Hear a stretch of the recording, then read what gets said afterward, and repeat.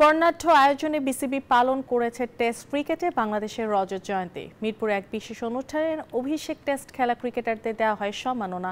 উন্মোচন করা হয়েছে অনার বোর্ড, যেখানে স্থান পেয়েছেন 107 জন ক্রিকেটার।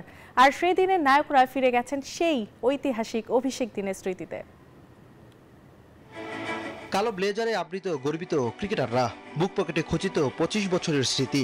বাংলাদেশের টেস্ট মর্যাদা প্রাপ্তির রজত জয়ন্তীতে মিরপুরে ফিরলেন সেই সব নায়ক, যাদের হাত ধরে শুরু হয়েছিল দেশের সাদা পোশাকে পথ চলা। নাম ধরে ডাকা হলো একে একে। ক্রেস্ট আর ফুল তুলে দিলেন যুব ও ক্রীড়া উপদেষ্টা আসিফ মাহমুদ। পাশে দাঁড়িয়ে বিসিবি সভাপতি আমিনুল ইসলাম বুলবুল, যিনি সেই প্রথম টেস্টের সেঞ্চুরিয়ান। সেই মঞ্চে ক্রিকেটারদের কণ্ঠে উঠে আসে সে সময়কার স্মৃতি। আমরা আসলে চাইলে বাংলাদেশ ক্রিকেটকে সবাই একসাথে অ্যাজ এ টিম হিসাবে কাজ করলে আগামী এই যদি আমরা চিন্তা করি 5-7 বছর 10 বছর পর বাংলাদেশ টিমকে কোথায় দেখতে চাই। এবার বিদ্যুতের সামনে যখন আমি বান্ডেল থাকলে প্রতি সেনমানিতে টাকা বাঁচবে। বিকাশ সেনমানি বান্ডেল কিনে জিতুন প্রতি লেনদেনে। গিয়ে বললাম বিদ্যুৎ এটা আরো ভালো হয়েছে। বিদ্যুৎ তখন আমারে বলে, ওই বেটা এই মুয়া বলারটা কেডা।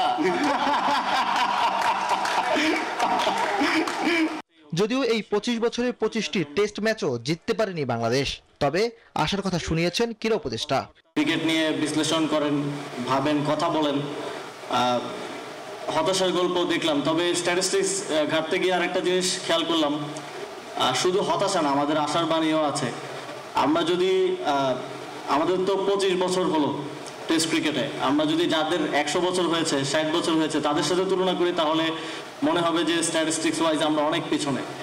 কিন্তু আমরা যদি দেখি যে যারা এই টেস্ট মর্যাদা পেয়েছে তাদের প্রথম 25 বছরের পারফরমেন্স কেমন ছিল, সেই স্ট্যাটিস্টিক্সে কিন্তু বাংলাদেশ পৃথিবীতে চতুর্থ। এছাড়াও উদ্বোধন করা হয় প্রথমবারের মতো টেস্ট অনার বোর্ড, যেখানে স্থান পেয়েছে বাংলাদেশের 107 জন টেস্ট ক্রিকেটার। রজত জয়ন্তীর দিনে এ যেন ইতিহাসের প্রতি এক নিঃশব্দ সম্মাননা। ইমরান হোসেন, নিউজ 24, ঢাকা।